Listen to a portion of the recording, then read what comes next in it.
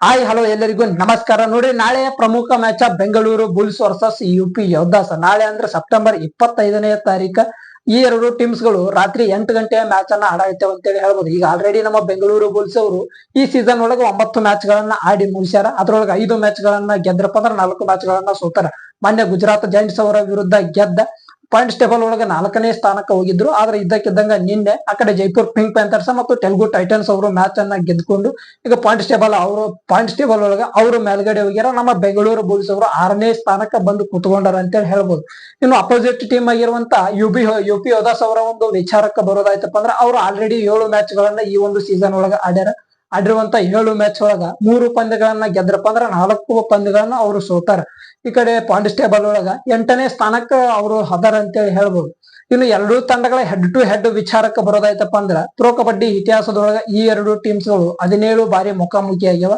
ಅದ್ರೊಳಗ 9 ಬಾರಿ ನಮ್ಮ ಬೆಂಗಳೂರು ಬುಲ್ಸ್ ಅವರು ಗೆದ್ರಪ್ಪ ಅಂದ್ರೆ 8 ಬಾರಿ ಆ ಕಡೆ ಯುಪಿ ಯೋಧಾಸ್ ಅವರು ಗೆದ್ದಾರ. ಗೆಲುವಿನ ಅಂತರ ಏನು ಬಹಳ ಇಲ್ಲ. ನಮ್ಮ ಬೆಂಗಳೂರು ಬುಲ್ಸ್ ಅವರು ಒಂದು ಎಕ್ಸ್ಟ್ರಾ ಮ್ಯಾಚ್ ಅನ್ನ ಗೆದ್ಕೊಂಡಾರ. ಇದನ್ನ ಬಿಟ್ರಪ್ಪ ಅಂದ್ರೆ ಎರಡೂ ತಂಡಗಳು ಕೂಡ ಒಂದು ಸಮಬಲವನ್ನ ಕಾಪಾಡ್ಕೊಂಡಾವ ಅಂತೇಳಿ ಹೇಳ್ಬೋದು.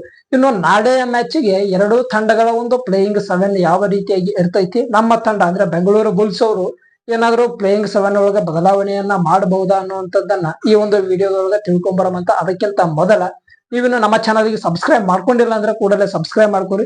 ಹೆಚ್ಚಿನ ಒಂದು ಅಪ್ಡೇಟ್ಸ್ ಗಳನ್ನ ಈ ಒಂದು ಚಾನಲ್ ಮೂಲಕ ನಿಮ್ಗೆ ತಿಳಿಸೋದಕ್ಕೆ ಪ್ರಯತ್ನವನ್ನ ಮಾಡ್ತೀವಿ. ಈಗ ನೋಡ್ರಿ, ಪ್ರೊ ಕಬಡ್ಡಿ ಸೀಸನ್ 12 ಸದ್ಯದ ಮಟ್ಟಿಗೆ ಎರಡೂ ಟೀಮ್ಸ್ ಗಳು ಕೂಡ ಅನಾಹುತ ಕಂಬ್ಯಾಕ್ ಅನ್ನ ಇಲ್ಲಿ ಮಾಡಾಕತ್ತೇವೆ ಅಂತ ಹೇಳಿ ಹೇಳ್ಬೋದು. ಮೊನ್ನೆ ಮ್ಯಾಚ್ ಅನ್ನ ನೋಡಿ ಯುಪಿ ಯೋಧಾಸ್ ಅವರು ತಮಿಳ್ ತಲೆವಾಸ್ ಅವರ ವಿರುದ್ಧ ಭರ್ಜರಿಯಾಗಿ ಗೆದ್ಕೊಂಡಾರ. ಈ ತಂಡದ ಡಿಫೆಂಡರ್ಸ್ ಗಳು ಅನಾಹುತ ಸ್ಟ್ರಾಂಗ್ ಅದರ ಅಂತ ಹೇಳಿ ಹೇಳ್ಬೋದು. ಮೊನ್ನೆ ಮ್ಯಾಚ್ ಅನ್ನ ಅಲ್ಲಿ ನೋಡಿ ತಮಿಳ್ ತಲೆವಾಸ್ ತಂಡದ ಮೇನ್ ರೈಡರ್ ಆಗಿರುವಂತ ಅರ್ಜುನ್ ದೇಶ್ವಾಲ್ ಇವರನ್ನ ರೈಡ್ ಮಷಿನ್ ಅಂತೇಳಿ ಪ್ರೊ ಕಬಡ್ಡಿ ಒಳಗ ಕರೀತಾರ.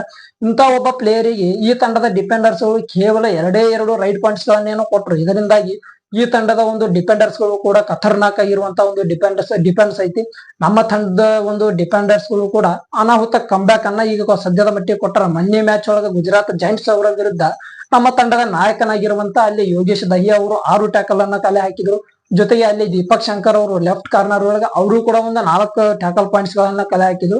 ಕಾರ್ನರ್ ಡಿಫೆಂಡರ್ಸ್ ಗಳಿಂದ ಅನಾಹುತ ಕಂಬ್ಯಾಕ್ ಬಂದೈತಿ. ಅಲ್ಲೇ ಒಂದ್ ಸ್ವಲ್ಪ ನಮ್ಮ ಬೆಂಗಳೂರು ಬುಲ್ಸ್ ಅವರು ಇನ್ನೂ ಒಂದು ಕವರ್ ಡಿಫೆನ್ಸ್ ಒಳಗ ಒಂದು ಕಂಬ್ಯಾಕ್ ಅನ್ನ ಕೊಟ್ರಪ್ಪ ಅಂದ್ರೆ ನಮ್ಮ ಬೆಂಗಳೂರು ಬುಲ್ಸ್ ಅವರು ಕೂಡ ಅನಾಹುತ ಒಂದು ಡಿಫೆನ್ಸ್ ಅನ್ನ ಇಟ್ಟುಕೊಂಡ ಈ ಒಂದು ಮ್ಯಾಚ್ ಒಳಗ ಇಳಿಬಹುದು ಅಂತೇಳಿ ಹೇಳ್ಬೋದು. ಇನ್ನು ರೈಡರ್ಸ್ ಗಳ ಒಂದು ವಿಚಾರಕ್ಕೆ ಬರೋದಾಯ್ತಪ್ಪ ಅಂದ್ರ ಆ ಕಡೆ ಯುಪಿ ಯೋಧಾಸ್ ಅವರ ಮೇನ್ ರೈಡರ್ ಆಗಿ ಬರೋದ ನಮ್ಮ ಕರ್ನಾಟಕದ ಪ್ಲೇಯರ್ ಆಗಿರುವಂತ ಗಗನ್ ಗೌಡ. ಇವರು ಕೂಡ ಅನಾಹುತ ರೈಡ್ ಪಾಯಿಂಟ್ಸ್ ಗಳನ್ನ ಕಲೆ ಹಾಕುವಂತ ಪ್ಲೇಯರ್. ನಮ್ಮ ತಂಡದ ಒಂದು ವಿಚಾರಕ್ಕೆ ಬರೋದಾಯ್ತಪ್ಪ ಅಂದ್ರೆ ಮೇನ್ ರೈಡರ್ ಆಗಿ ಇಲ್ಲಿ ನಾವು ಅಲಿ ರೆಜಾ ಮಿರ್ಜಾಯಿನ್ ಅವರನ್ನ ಮೇನ್ ರೈಡರ್ ಅಂತೇಳಿ ಕನ್ಸಿಡರ್ ಮಾಡಿದ್ವಿ. ಆದ್ರೆ ಮೊನ್ನೆ ಮ್ಯಾಚ್ ಒಳಗೆ ಕಂಬ್ಯಾಕ್ ಮಾಡಿದ್ದ ಅಲ್ಲಿ ಆಕಾಶ್ ಶಿಂದೆ ಅವರು ಅಂತೇಳಿ ಹೇಳ್ಬೋದು. ಇದರಿಂದಾಗಿ ಯಾರು ಬೇಕಾದ್ರೂ ನಮ್ಮ ತಂಡಕ್ಕೆ ಮೇನ್ ರೈಡರ್ ಆಗಿ ಅಲ್ಲಿ ವರ್ಕ್ ಆಗುವಂತ ಒಂದು ಸಾಧ್ಯತೆ ಐತಿ. ಯಾವ ಪ್ಲೇಯರ್ ಆದ್ರೂ ಒಂದು ಒಳ್ಳೆಯ ಪ್ರದರ್ಶನವನ್ನ ಕೊಟ್ರೆ ಸಾಕ, ನಮ್ಮ ತಂಡವನ್ನ ಗೆಲ್ಲಿಸಿ ಕೊಟ್ರೆ ಸಾಕ. ಒಳ್ಳೆಯ ಒಂದು ಪ್ರದರ್ಶನ ಈ ಎರಡು ಪ್ಲೇಯರ್ಸ್ ಗಳಿಂದ ಸದ್ಯದ ಮಟ್ಟಿಗೆ ಬರತೈತಿ. ಇನ್ನು ನಮ್ಮ ಬೆಂಗಳೂರು ಬುಲ್ಸ್ ಅವರ ಒಂದು ಪ್ಲೇಯಿಂಗ್ 7 ಯಾವ ರೀತಿ ಇರ್ತೈತಿ, ಈ ಕಡೆ ಯುಪಿ ಯೋಧಾಸ್ ಅವರ ಒಂದು ಪ್ಲೇಯಿಂಗ್ 7 ಯಾವ ರೀತಿ ಇರ್ತೈತಿ ಅನ್ನುವಂಥದ್ದನ್ನ ನೋಡೋದಾಯ್ತಂದ್ರ ಮೊದಲಿಗೆ ಯುಪಿ ಯೋಧಾಸ್ ಅವರ ಒಂದು ಪ್ಲೇಯಿಂಗ್ 7 ಅನ್ನ ನೋಡಿಬಿಡು. ಈ ಕಡೆ ನೋಡಿ, ಯುಪಿ ಯೋಧಾಸ್ ಅವರು ಮೇನ್ ರೈಡರ್ ಆಗಿ ಇಲ್ಲಿ ತಂಡದೊಳಗ ಇಟ್ಕೊಳ್ಳೋದ ಗಗನ್ ಗೌಡ ಅವರನ್ನ, ಇನ್ನ ಸಪೋರ್ಟಿಂಗ್ ರೈಡರ್ ಆಗಿ 2 ಪ್ಲೇಯರ್ಸ್ ಗಳನ್ನ ತಗೊಳ್ತಾರೆ, ಭವಾನಿ ರಜಪೂತ ಮತ್ತ ಈ ಕಡೆ ಶಿವಮ್ ಚೌಧರಿ ಅನ್ನುವಂತ ಒಬ್ಬ ಪ್ಲೇಯರ್ ಅನ್ನ ಇವರು ತಗೊಳ್ತಾರೆ. ಇನ್ನು ಈ ತಂಡದ ಒಂದು ಡಿಫೆನ್ಸ್ ವಿಚಾರಕ್ಕೆ ಬರೋದಾಯ್ತಂದ್ರೆ ಸುಮಿತ್ ಎನ್ನುವಂತ ಒಬ್ಬ ಪ್ಲೇಯರ್ ಸ್ಥಾನವನ್ನ ಪಡ್ಕೊಳ್ತಾರ. ಆಶು ಸಿಂಗ್ ಎನ್ನುವಂತ ಪ್ಲೇಯರ್, ಮಹೇಂದ್ರ ಸಿಂಗ್ ಇವರು ನಮ್ಮ ಬೆಂಗಳೂರು ಬುಲ್ಸ್ ತಂಡದ ಎಕ್ಸ್ ಪ್ಲೇಯರ್, ಇವರು ಕೂಡ ಪ್ಲೇಯಿಂಗ್ 7 ಒಳಗ ಇರ್ತಾರ. ಮತ್ತು ಹಿತೇಶ್ ಅನ್ನುವಂತ ಒಬ್ಬ ಪ್ಲೇಯರ್ ಈ ಒಂದು ಟೀಮ್ ನ ಒಂದು ಪ್ಲೇಯಿಂಗ್ 7 ಒಳಗ ಇರ್ತಾರ ಅಂತ ಹೇಳ್ಬೋದು. ನಾವು ಬೆಂಗಳೂರು ಬುಲ್ಸ್ ತಂಡದ ಒಂದು ಪ್ಲೇಯಿಂಗ್ 7 ವಿಚಾರಕ್ಕೆ ಬರೋದಾಯ್ತಪ್ಪ ಅಂದ್ರ ಈ ಮೊನ್ನೆ ಮ್ಯಾಚ್ ಅನ್ನ ಗೆದ್ದಾರ. ಯಾಕೆ ಇಲ್ಲಿ ಬದಲಾವಣೆ ಅಂತೇಳಿ ಕೇಳೋದಾಯ್ತಂದ್ರ ಈ ಕಡೆ ನೋಡ್ರಿ, ಸ್ಟಾರ್ಟರ್ಜಿ ಅನ್ನ ನಾವು ಬೆಂಗಳೂರು ಬುಲ್ಸ್ ಅವರು ಇಲ್ಲಿ ವರ್ಕ್ ಮಾಡಾಯ್ತಾರ. ಈ ಒಂದು ಕಳೆದ ಒಂದು 3-4 ಮ್ಯಾಚ್ ಒಳಗ ಅಲ್ಲಿ 5 ಜನ ಡಿಫೆಂಡರ್ಸ್ ಗಳನ್ನ ಇಟ್ಕೊಂಡು ಮ್ಯಾಚ್ ಅನ್ನ ಮುಂದುವರಿಸ್ತಿದ್ರು. ಆದ್ರೆ ಮೊನ್ನೆ ಮ್ಯಾಚ್ ಒಳಗ ಇದ್ದಕ್ಕಿದ್ದಂಗ 3 ಜನ ರೈಡರ್ಸ್ ಗಳನ್ನ ಟೀಮಿಗೆ ತಗೊಂಡ್ಬರ್ತಾರೆ.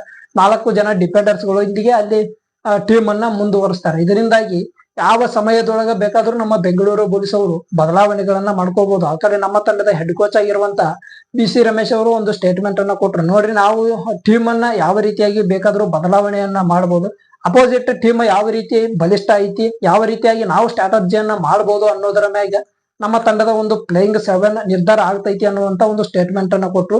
ಇದರಿಂದಾಗಿ ಬದಲಾವಣೆ ಆಗಬಹುದು, ಆಗದೇನು ಇರಬಹುದು.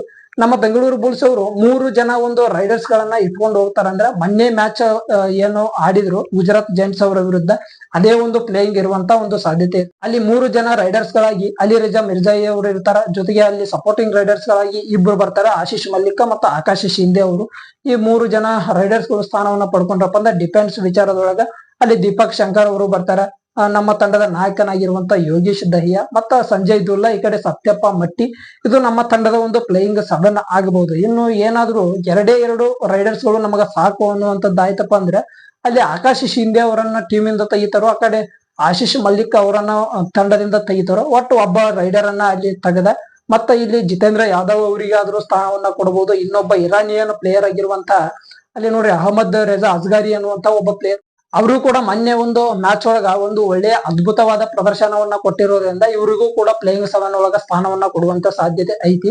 ಇನ್ನು ನೋಡಿ ಪ್ಲೇಯಿಂಗ್ 7 ಯಾವ ರೀತಿಯಾಗಿದ್ರು ಕೂಡ ಅಲ್ಲಿ ಸಬ್ಸ್ಟಿಟ್ಯೂಟ್ ಅನ್ನುವಂತ ಒಂದು ಆಪ್ಷನ್ ಇರೋದ್ರಿಂದಾಗಿ ನಮಗ ಯಾವ ರೀತಿಯ ರೈಡರ್ ಬೇಕು, ಯಾವ ರೀತಿಯ ಡಿಫೆಂಡರ್ ಬೇಕು, ಬೇಕಾದಂತ ಸಂದರ್ಭದೊಳಗ ನಾವು ಬೇಕಾದಂತ ರೈಡರ್ಸ್ ಗಳನ್ನ ಒಳಗಡೆ ಕಳಿಸಿ, ಬೇಕಾದಂತ ಡಿಫೆಂಡರ್ಸ್ ಗಳನ್ನ ಒಳಗಡೆ ಕಳಿಸಿ ಅಲ್ಲಿ ಸಬ್ಸ್ಟಿಟ್ಯೂಟ್ ಅನ್ನ ಬಳಸ್ಕೊಳ್ಬಹುದು. ಇದರಿಂದಾಗಿ ಪ್ಲೇಯಿಂಗ್ 7 ಯಾವ ರೀತಿಯಾಗಿ ಇದ್ರೂ ಕೂಡ ನಡೀತೈತಿ ಅಂತೇಳಿ ಹೇಳ್ಬೋದು. ಈ ಒಂದು ವಿಡಿಯೋ ಇಷ್ಟ ಆಗಿತ್ತಪ್ಪ ಅಂದ್ರೆ ಒಂದು ಲೈಕ್ ಮಾಡಿ. ನಿಮ್ಮ ಪ್ರಕಾರ ಏನಾದ್ರೂ ನಮ್ಮ ತಂಡದ ಒಂದು ಪ್ಲೇಯಿಂಗ್ 7 ಒಳಗ ಬದಲಾವಣೆ ಆಗಬಹುದಾ? ಬದಲಾವಣೆ ಮಾಡಿದ್ರೆ ಯಾರ ಬದಲಿಗೆ ಯಾರನ್ನ ಬದಲಾವಣೆ ಆಟಗಾರನಾಗಿ ತಗೊಳ್ತಾರ ಅನ್ನುವಂಥದ್ದನ್ನ ಕಮೆಂಟ್ ಬಾಕ್ಸ್ ಒಳಗೆ ಕಮೆಂಟ್ ಮಾಡ್ರಿ. ಮತ್ತ ಮುಂದಿನ ವಿಡಿಯೋದೊಳಗ ಸಿಗುವಂತ ನಮಸ್ಕಾರ.